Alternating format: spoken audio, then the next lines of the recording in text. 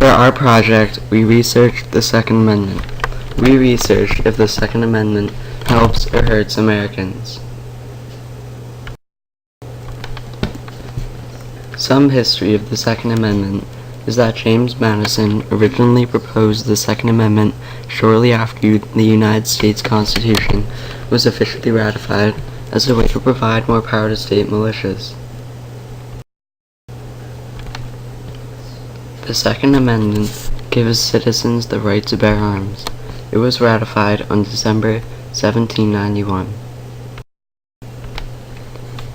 The Second Amendment states, "A well-regulated militia being necessary to the security of a free state, the right of the people to keep and bear arms shall not be infringed."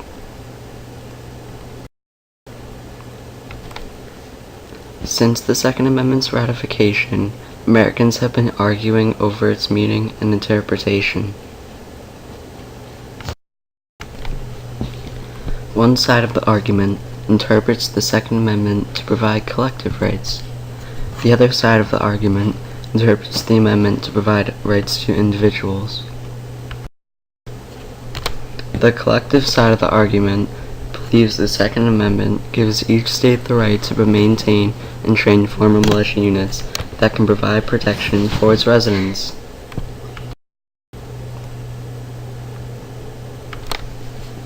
The individual argument believes the Second Amendment gives each citizen the right to own and possess guns.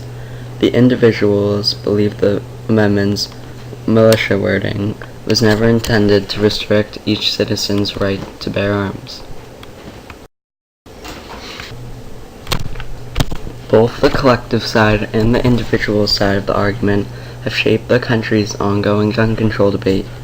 Those supporting an individual's right to own a gun, such as the National Rifle Association, argue that the Second Amendment should not give all citizens, not just members of a militia, the right to own a gun.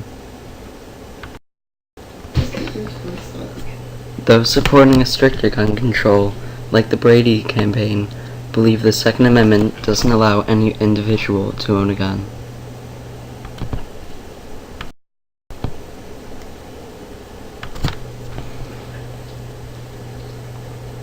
Self-defense is one use of guns. The National Crime Victimization Survey estimates approximately 100,000 defensive gun uses per year. Another positive result of gun ownership is that many people in rural areas use guns for hunting for either food or sport. There you go. Although there are positive results of gun ownership, there are also negative results. According to a report filed by the Washington State Department of Social Health Services, a child or teen is killed once every 7.5 hours with a gun, either by accident or by suicide. In 72% of these cases, the firearm was used in the victim's own residence. Many of these weapons were locked away in a secure place, yet 48% of those who own guns do not equip them with child safety and trigger locks. Another negative result of gun ownership is the intent to use them to injure others. On April 20th, 1999, 2 students from Columbine High School killed a teacher and 12 fellow students with semi-automatic weapons. But the big question is, should guns be controlled? There are pros and cons when it comes to gun control. But are the controls really necessary? One opinion exists that if teens or teachers were armed and trained in the use of guns, tragedies like Columbine would be less likely to occur. Gun control measures include a waiting period before buying a gun, mandatory gun registrations, purchaser background checks, and restrictions on certain types of guns such as semi-automatics.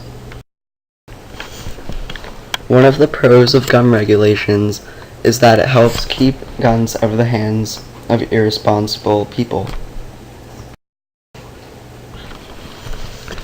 Another pro is that restrictions are placed on certain types of guns that may be purchased to help reduce the potential for misuse of these weapons. Safety training is also required with gun ownership, helping to reduce gun-related accidents. Child safety locks and handguns help eliminate a cause of many tragic accidents and injuries. Some cons of gun control is that owning a gun enables people to defend themselves, which can result in accidents and many deaths. Other cons of gun control is that owning a gun, especially one for hunting, is part of American tradition. By federal law, there is no minimum age for long gun ownership, such as a rifle or shotgun. Also, mandatory child safety locks add an unnecessary expense for people who have no children. But gun control does not address the problem of gun ownership by criminals and irresponsible individuals. Gun control regulations are not guaranteed fail-safes and can limit the legitimate use of guns by responsible, law-abiding citizens. The Supreme Court also plays a big role with the Second Amendment. Throughout history, many cases have been brought before the Supreme Court regarding the Second Amendment. Included, here are some landmark decisions. Alright. One of the first rulings occurred in the 1875 case, United States versus the Cruikshank. In this case involving the Ku Klux Klan, the court held the Bill of the Rights restricted Congress but not individuals from the right to bear arms. The court stated that the Second Amendment restricts the power of national government but not individuals.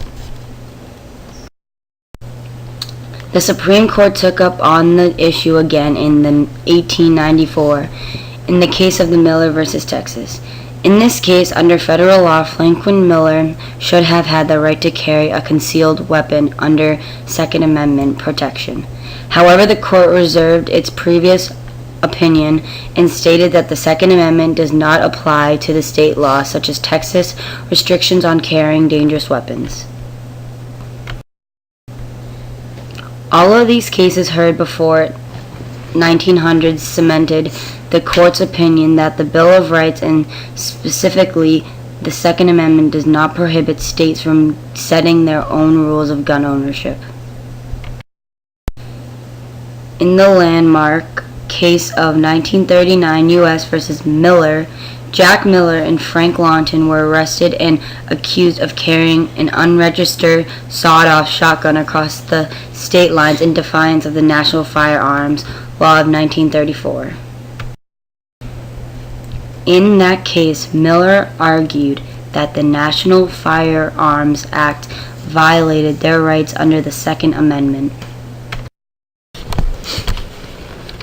The Supreme Court disagreed, saying, in the absence of any evidence tending to show that possession or use of a shotgun having a barrel of less than 18 inches in length at this time has some reasonable relationship to the preservation or efficiency of a well-regulated militia, we cannot say that the Second Amendment guarantees the right to keep and bear such an instrument. It would be almost 70 years later until the court took up the issue again, this time in the District of Columbia.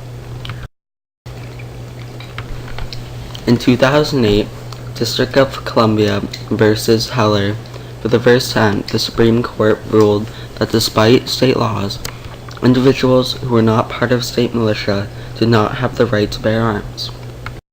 Alright. As a part of its ruling, the court wrote the Second Amendment protects an individual's right to possess a firearm unconnected with service in militia, and to use that arm for traditional lawful purposes such as self-defense within the home. The ruling was specific to the federal government as not the states. The court would take up on the issue again in 2 more years in 2010 in McDonald versus Chicago. The court affirmed its decisions in the 2008 case. District of Columbia versus Heller, saying that the Second Amendment applies equally to the federal government and the states. Despite the recent rulings, the debate on the gun control continues. Incidents like Columbine and recently Sandy Hook only serve as motivations for both sides to have their opinions heard and considered.